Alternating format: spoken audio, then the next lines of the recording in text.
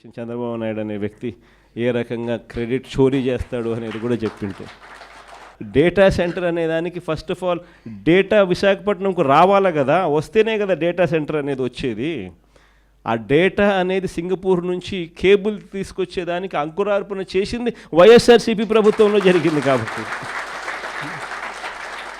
వైఎస్ఆర్సీపీ ప్రభుత్వంలో 300 మెగావాట్లకు సంబంధించి డేటా సెంటర్కు శంకుస్థాపన చేశాం.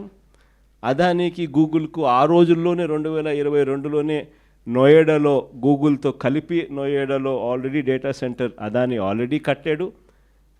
దానికి సంబంధించి శంకుస్థాపన 2023లో జరిగింది.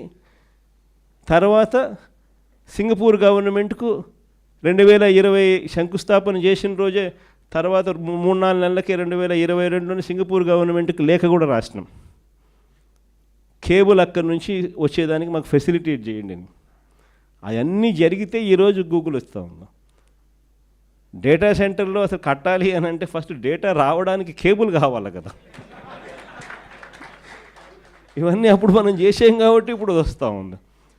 ఆ రోజు నుంచి చూస్తే విశాఖపట్నంలో డెవలప్మెంట్ అనేది ఆ రోజు అడుగులు మనం వేసాం కాబట్టి ఈరోజు గూగుల్ వస్తూ ఉంది.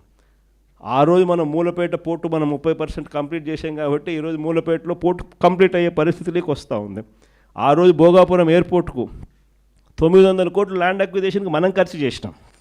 R&R ల్యాండ్ అక్విజిషను 900 కోట్లు ఖర్చు చేసి భోగాపురం ఎయిర్పోర్ట్కు ఫౌండేషన్ స్టోన్ వేసి దాదాపు 30% కంప్లీట్ చేసినాం, అన్ని పర్మిషన్లు తీసుకొచ్చి ఇచ్చి.